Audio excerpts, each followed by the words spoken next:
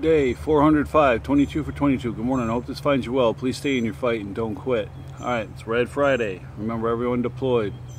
If you pray, say a prayer for our soldiers, sailors, airmen, and Marines that are overseas serving our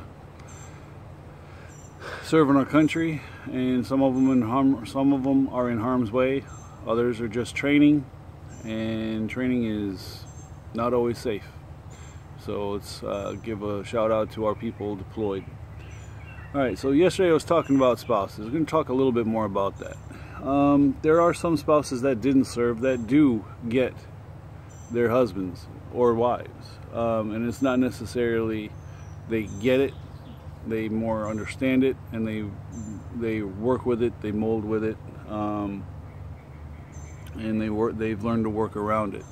I'm sure in some cases it's taken a lot of research and a lot of compassion and understanding.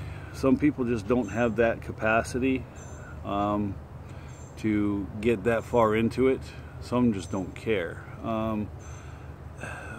We don't end up with 22 veterans a day committing suicide, and they're not all based upon family issues, but you don't get to 22 veterans or more killing themselves a day when relationships are perfect.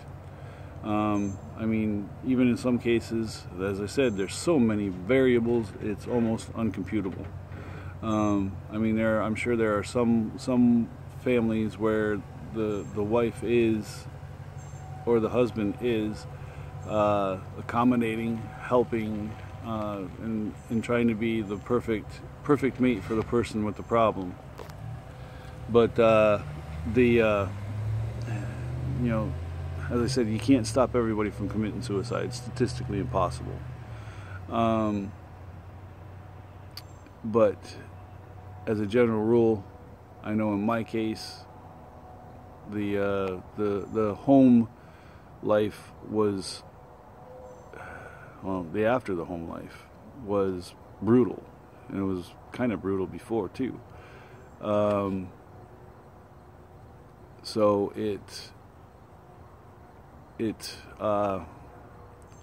that can definitely play a role.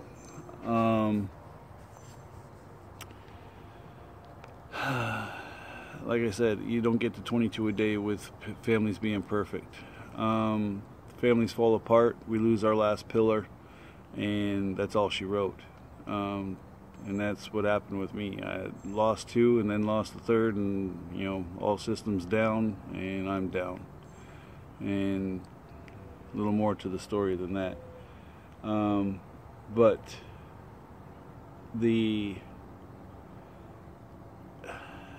like I said, I started out with this, that there are some spouses that get it and do what they can to help and are part of a successful team. I didn't want to paint the wrong picture yesterday, that only veteran spouses get the situation, because that's not true.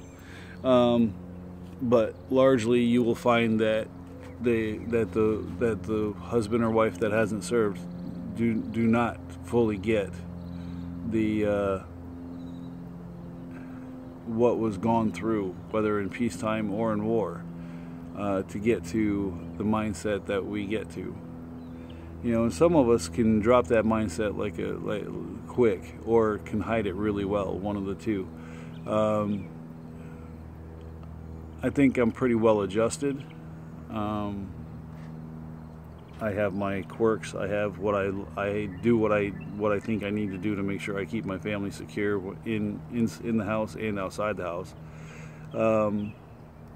But I mean, as far as PTSD goes, my wife here is tremendous.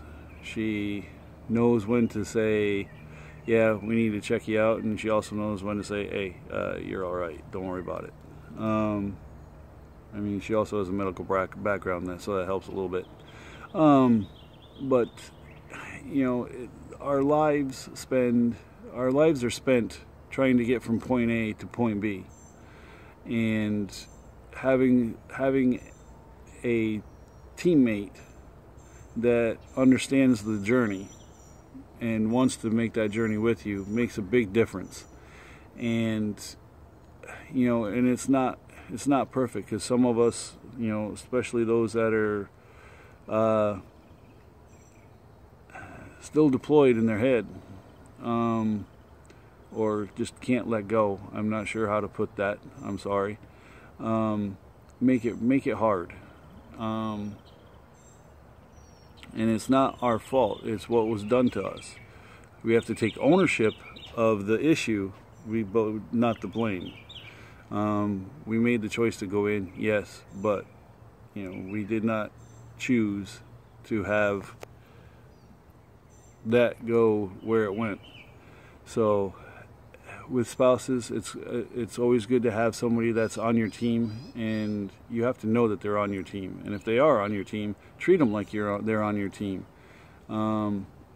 I see a lot. I've seen it a lot where after a great relationship before deployment goes to shit, and that's kind of on us. I mean, yeah, there's the cheating and stuff that does happen, but if the spouse does the right things, and then you come home and trash the relationship after because you don't know how to handle what you've done and what you've seen, you need to get yourself some help, because that teammate that you're kicking to the curb was your best ally. So you got to think about these things. And I know I'm saying that, and actually doing it is two different things. And I realize that it's tough. It's tough all over. But the thing is if you work at it, you can get there, and you can keep that relationship that worked before and make it work again. But it takes work on your part as well. She or he can do all the work in the world to make sure that you are in a situation that you are comfortable, but if you don't put the work in to reciprocate and augment what's being done for you and with you, it's doomed to fail, and that's on you. That part is on you. So you need to actually work at it and not just take it for granted that it's there. And that's a big problem in the society. We take for granted our relationships nowadays a lot. And that's not just the military community, that's the whole damn country, whole damn world probably. But we have to work at things. You know, a good relationship just doesn't happen. There's a lot of work, there's a lot of give and take, 50-50, you know, or give 100 and you get 100. I guess that's how that works. I don't know. I know here I put out a lot, my wife puts out a lot. Boy, that didn't sound good, did it? Well, we got 4 kids, so I guess. But anyway, it's a work in progress, always. A relationship never, if you let it stagnate, will fail. If you always work at keeping it as fresh as you can and loving and communicating, things will go a lot better. And I went a long time here. I'm sorry. All right, time for some push-ups, and then gotta go to work. Oh, God damn.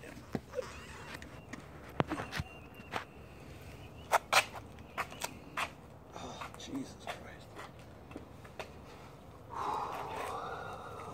Oh, God.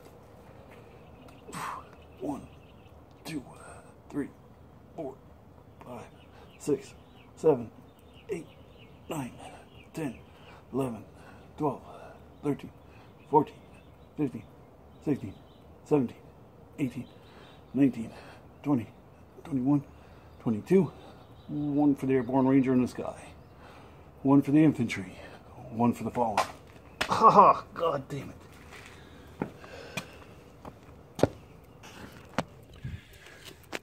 I either have bursitis in my Achilles or plantar fasciitis. I'm not sure which, but damn, my foot hurts. I'm falling apart.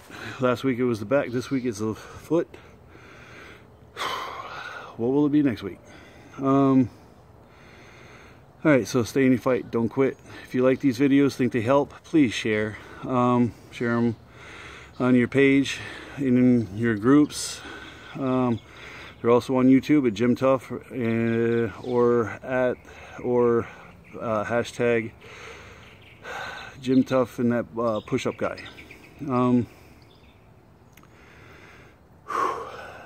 If you need help, seek help. Get it from friends, family, professionals. No shame in getting help. But please, whatever you do, do not use suicide as a permanent solution to a temporary problem. We'll see you here Monday. Tough out.